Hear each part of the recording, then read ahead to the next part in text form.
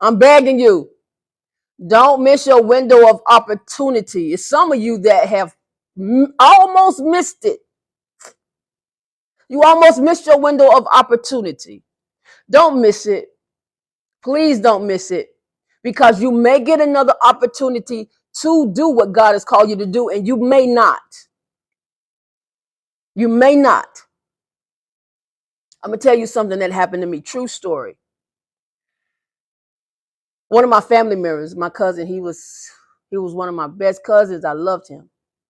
And so I was putting together a women's conference. This was years and years ago. Putting together a women's conference. Actually, it's over 10 years ago, because now my son is 18. He was 6 months old when this happened. And I was getting ready to leave for the women's conference that same week. And I was taking my mom to my aunt's house. And when I was taking her there, I was rushing because there was a lot of things that I had to do. I heard the Holy Spirit say to me, go in the house, hug your cousin, and kiss him and tell him you love him. Y'all, I did not do it. I was like, I ain't got time. I got to go. I got stuff I got to do. I got to finish this. I got to finish. It's like all these things were on my mind that I had to do. And I wanted to do that versus doing this simple act of showing love to my cousin. That was on a Wednesday. We left on a Friday, and I did not get to go back. And I said I was going to go back to my aunt's house before I left, and I did not. And when I left to go to this women's conference that Friday, that night, we got a call that he passed away. Y'all, I was devastated. I was devastated. I cried so hard. And I carried that guilt. I carried that in me for years before I had forgiven myself. And I repented to God. And I asked God to forgive me for being disobedient, for not doing what he told me to do. He just gave me simple instructions to go in the house, give my cousin a hug, tell him I love him, and kiss him. And I did not do any of those things. And he died before I could do it. So what I'm saying to you is, do not miss your window of opportunity. That experience that I just shared with you that I went through, I will never get another opportunity to do that with that particular person. That's how important it is to follow the Holy Spirit. That's how important it is. It's important to do what God has spoke to your spirit, that he's speaking to your spirit even now as he's talking through me. And I don't even know none of y'all that's on here. I don't. But I'm doing what I know, what God has placed on the inside of me. And I'm going to be honest with you and tell you that I was scared to do it. I was scared to do it because sometimes I'm awkward. Sometimes I'm silly. Sometimes I can be too serious. Sometimes I can just feel like I'm out of place and I don't fit in. Sometimes I feel like this girl, this young black girl who just is awkward. I don't look like any other black girl that you may have seen before. And I'm like, God, I feel like my hair always got to be done. And I got to have on different frames, eyeglasses, and my nails got to be done. But that's not me. I don't wear makeup. I'm a natural person.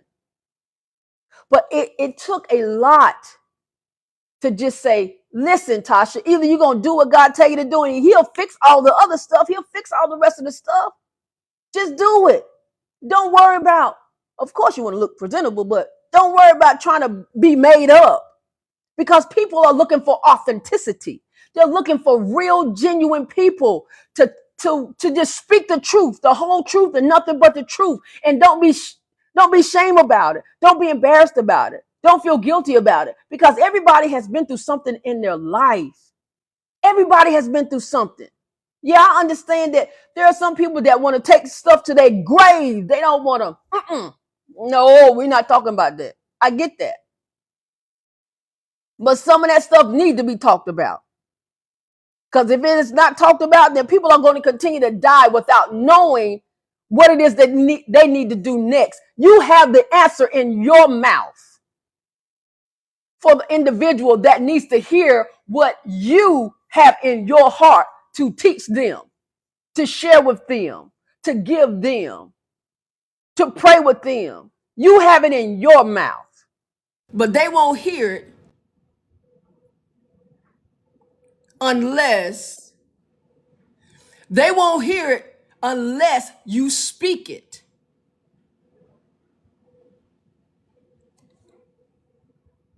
That's just it. That's cut and dry. You can't sugarcoat that. And I'm not about to sugarcoat it. No. That's what you're going to get too. And sometimes I was afraid of that too. I was like, Lord, sometimes I just talk too much. I don't want to be saying the wrong thing. And I was scared of that. And that was something that was trying to keep me from doing what God, has called me to do. But then I just have to ask God to help me to say the things that I need to say when I need to say them. I cannot stress this enough for you all to understand that God has called you to do something, but you're not doing it. Y'all, I'm about to cry. And that's another reason. Sometimes I can cry so easily because I'm so passionate about it. Because there's so many people out here that are dying because you have the answer in your mouth for their life. And you're not saying anything. You're not saying anything. Thank you so much, Miss Davis. I love you. Y'all, I wasn't planning on coming on here and being on here this long. I promise you I wasn't, because I'm still trying to learn this TikTok live stuff. And I don't know all these features that they got on here. And see, that's another thing God doing with me, that he's teaching people. He's teaching people through me how to help people to step out of their comfort zone. Make yourself uncomfortable. Be intentional about it. Stop staying in your comfort zone, because you cannot grow if you are in your comfort zone. You can't grow. You cannot. I know I'm so see, there it goes again. I don't want to seem like I'm fussing at y'all. I'm not fussing. I promise you I'm not fussing. But I get so emotional and so intense about when it comes to you operating an individual to operate in their calling and their purpose, because I know how it feels. I know how it feels to not do anything for years. Y'all, God was working on me at the age of 22. He started with me then. Y'all, I remember being in my first apartment. I was in my first apartment, and my daughter was 5 years old, I think at the time, 5 or 6 years old. And I remember she was already at school at this point. And I just remember being on the floor on my back, and my arm was going like this. And I was like, Father, I need to know who you are. I want to know what I can do. I want to know what my life means. I want to know what it means. Tell me, I'm 22. I want to know if I'm supposed to be doing something. I need to know who you are. I was tired of, being with guys that was not my husband, if you know what I mean. I was tired of that. And then when I said that, God reached out to me, and boy, the next morning, God woke me up in the 2 o'clock hour. That happened for 45 days straight, y'all. I kid you not. God was working on me then.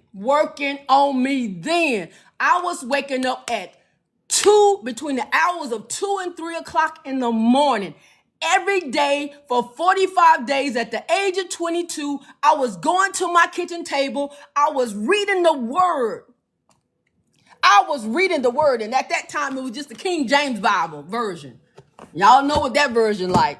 I was reading the word. I didn't understand the language that was speaking in that Bible, in that version, but I read it, and I had my Bible dictionary, I had highlighters, I had pens, I had all kinds of things. I had paper, I had all kinds of stuff to realize and know that I need to study the word. I mean, y'all, I ate the word so much that I wasn't even hungry for food. I had to make myself eat. When my sister, she would call me and say, let's go out to breakfast, let's go out to lunch. I would always tell her no. I'm like, no, I got to study the word. No, I got to study the word. You know what my sister used to call me? She would say, you ain't nothing but a Bible thumper. You ain't nothing but a Bible beater. That's all you want to do is read the word, read the word, read the word. She literally picked at me every day, almost every time she called me. But did I let that affect me? Nope. I ate the word so much, y'all, it sustained me for 10 plus years. God was working in me then to get up early in the morning to spend my time with him like I'm doing now at the age of 46. I was getting up at 4 a.m. last year, and now God changed my wake-up schedule, and I wake up at 3 a.m., and I go and I do Bible study on my YouTube channel live every morning. And I've been doing it for the last 2 weeks. God got me back to doing it. I was like, Lord, okay, I'm gonna do it. I say, but if I'm doing this for my glory, then I don't want